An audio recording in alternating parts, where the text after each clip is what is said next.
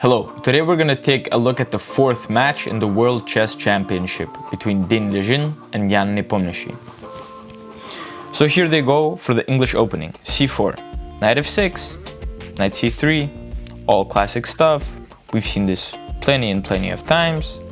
e3, bishop b4, queen c2, bishop c3, and here he takes with the pawn.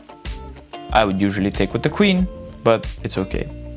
d6, e4, castles, bishop e2, knight h5, d4, and look at this, what a strong center we have here. Black obviously doesn't take, they go knight f4.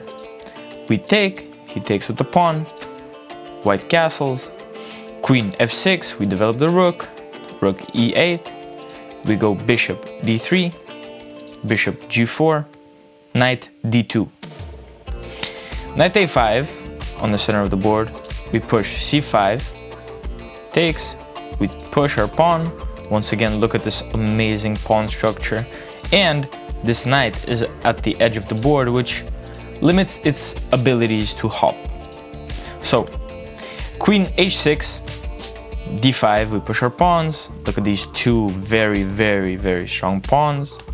Rook d8 attacks this pawn. We defend it with obviously our another pawn. b6, h3, we try to get rid of this bishop. He goes h5, we go bishop e4, once again just reinforcing the center. Rook e7. As you can understand, white is making a very powerful attack in the center with all its pieces.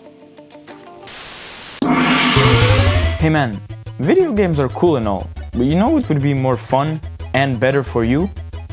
If you start playing chess, and learning. How do I learn in the best way possible? Well, you follow ALEXX Chess.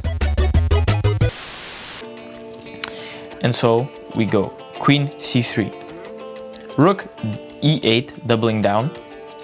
We go bishop f3, trying to look for an exchange maybe with the bishops. Knight b7. They're trying to rotate the knight closer to the center of the board. Rook e2, f6, attacking the pawn. We go e6, and as you can see here, this is an amazing position for the white pawns, because this pawn, this passed pawn, is very close to queening. So knight d6 finally rotates to the middle. Rook e1, and here this was a mistake, the beginning of the fall, I would say, in this match. So f5. For black, it's much better to just hold the defense and try to see what they can play later on, but black played aggressively, and this was the downfall. h5, takes, e4, pushes back the queen, f3. Here, they go d4. Jan played d4. They underestimated the sacrifice of the rook. d4 takes with the pawn, knight b3, g5.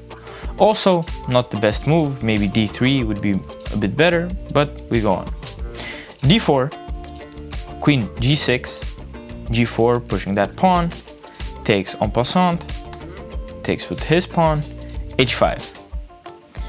Here, white goes f5, an amazing, very strong knight attacking the rook.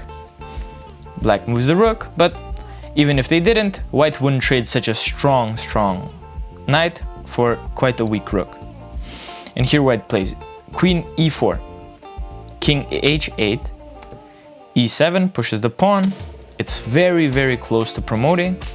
Queen f7, d6 defending that pawn, takes, we fork the rook and the queen. So the queen obviously moves, we take the rook, we're back into equal material. Queen takes on e8, e6. King g7, rook f1 attacking that pawn.